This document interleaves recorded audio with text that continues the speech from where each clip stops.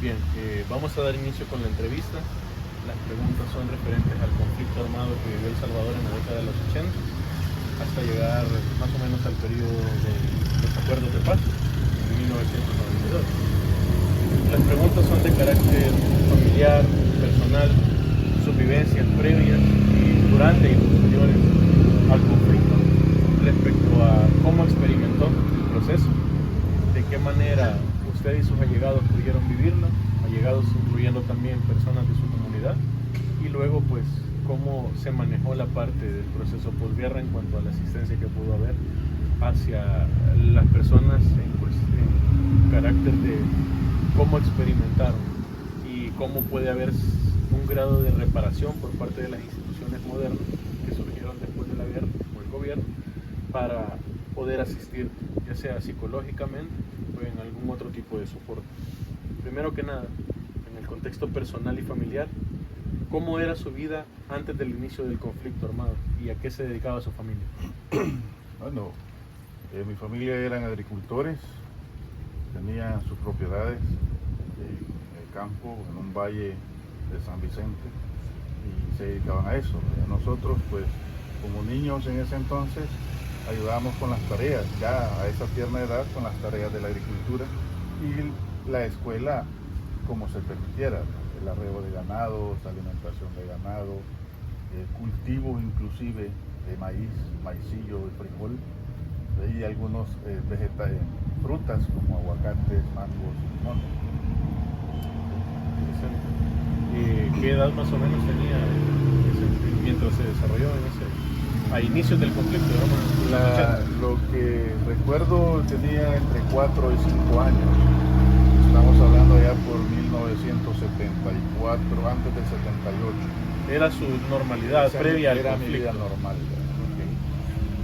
Durante el conflicto, una vez que ya inició el conflicto como tal, la declaración de guerra por parte de lo que eran las guerrillas contra el gobierno militar de El Salvador, ¿tuvo usted o algún miembro de su familia algún tipo de afección por el conflicto directamente? Es decir, familia, amigos, comunidad en su entorno, ¿qué fue lo que cambió una vez que inició el conflicto? Complicado porque yo era el hijo de la hermana de uno de los comandantes de la guerrilla de la zona. En la zona de San Vicente. En la zona de San Vicente, especialmente San Francisco, el cantón San Francisco en San Sebastián. Mi papá, pues, era un civil normal, pero agricultor de sus tierras. En el área donde crecimos, la gente que trabajaba las tierras de mi familia, o sea, de la de mi papá, del abuelo, eran los guerrilleros de la zona. O sea, prácticamente los parientes o allegados de la familia de mi amada. Cuando la guerra explotó, salimos de los valles, de ese valle, día por la tarde bajo un bombardeo de la Fuerza Aérea, porque la zona estaba clasificada como un asentamiento guerrillero. Salimos hacia el pueblo más cercano, que era San Sebastián.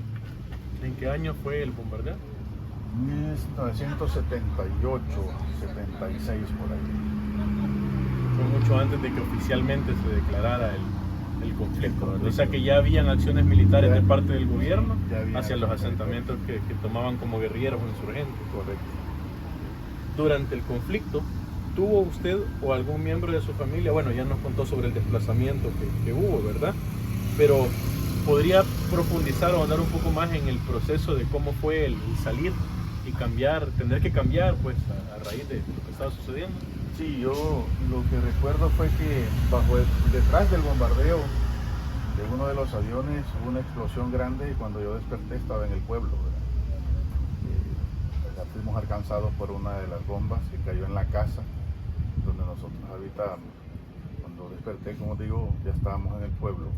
Crecimos ahí, tuvimos que emigrar del pueblo porque por la tendencia militar de la familia de mi mamá, llegaron unas noticias que iban por ella ese día en la noche. Entonces salimos a las 4 de la mañana en el primer bus para San Salvador, sin conocer para dónde iba.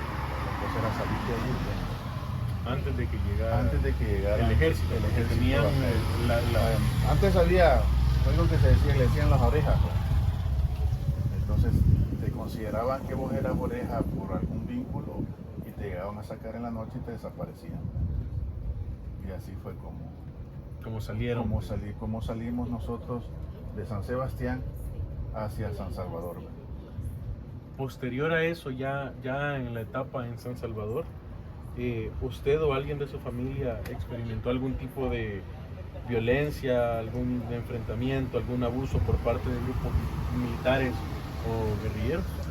Ya estando en San Salvador y nos logramos establecer, yo fui reclutado en uno de los parques de San Jacinto. ¿Lo reclutaron? Me reclutó el ejército. Para mí fue así bien yuca porque pues sí, toda la familia, la tendencia era izquierda. Me lograron sacar unos parientes de mi abuelo. Entonces me liberaron y yo seguí estudiando normal. Al terminar en medio del bachillerato, la promoción 88-90, igual me volvieron a reclutar.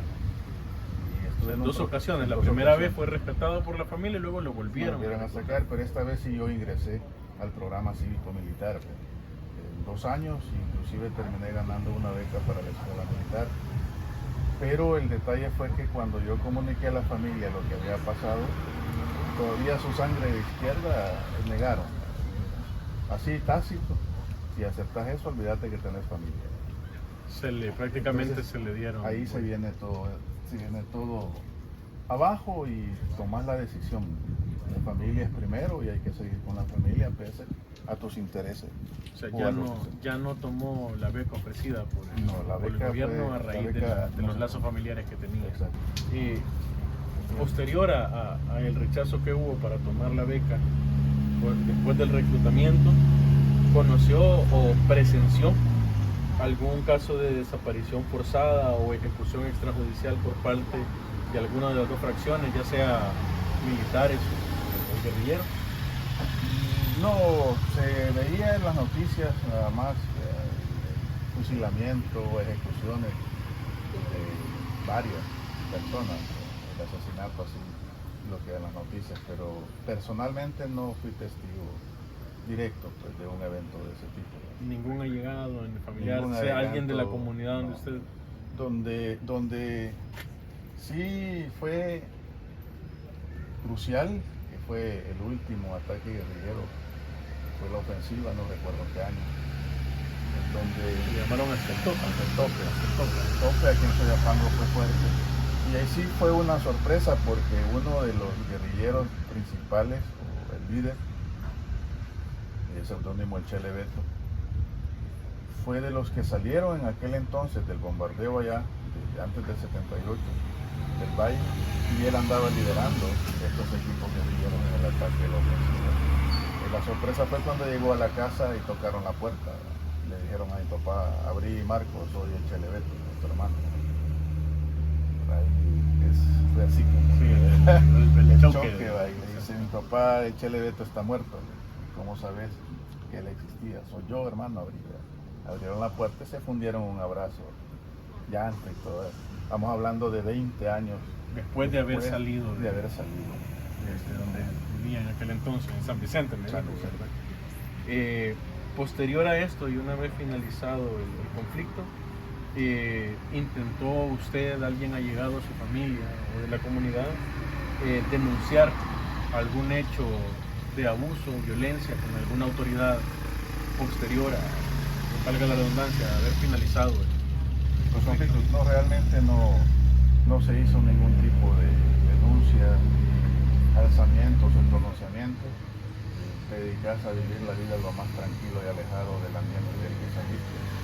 No hay demanda ni nada de eso. Sí, siempre hay comentarios negativos de lo que no te parece, ¿verdad? Lo que ves en la televisión no siempre es lo que pasó realmente, ¿verdad? Pero no hay denuncia, ni pronunciamiento de ese tipo. ¿Cree usted que debería de aplicarse algún tipo de justicia o reparación hacia las víctimas que fueron víctimas, perdón, la redundancia, que las personas que fueron víctimas por ambos bandos, a través de algún programa de gobierno o del gobierno mismo? La verdad es que nada justifica un conflicto armado, pero creo que como seres humanos todos somos responsables y hay que hacernos responsables de las consecuencias de lo que vivimos. Usted no puede esperar que otros le paguen o le recompensen por el daño que le causaron, porque son cosas que vienen sin pensarlo. Saca provecho aquel que quiere, pero cuando usted viene de un conflicto así, lo que quiere es seguir viviendo ahí tranquilo. Sí, entiendo. Como reflexión final, si pudiera compartir algún mensaje con las demás personas sobre lo que vivió durante la guerra, ¿cuál sería su reflexión final tras haber atravesado esa época tan convulsionada y de conflicto que atravesó el país? Al final pueden ser muchos los problemas que se tengan para seguir adelante, pero si uno se mantiene unido a la familia y apoyando a la familia, se puede salir de cualquier situación. Es lo que yo tuve que hacer, ¿verdad? Salió la noticia o nos dijeron, váyanse porque vienen por tu mamá, y nos fuimos a vagar, ¿verdad? A Salvador, a conocer, pues. Aquí había un tío, el cual nos recogió, ¿verdad? Y fue sacando del valle uno por uno hasta que toda la familia salió del conflicto. Pero no porque nosotros nos vimos afectados comenzamos a renegar qué había pasado, para tratar de seguir adelante, sin dejar que el pasado te arrastre. Debes seguir, como dice, adelante. No penses lo que pasó, sino lo que puedes hacer ahorita para seguir viviendo. Excelente, muchas gracias, mi estimado, por su tiempo. Le agradezco mucho haber compartido la información.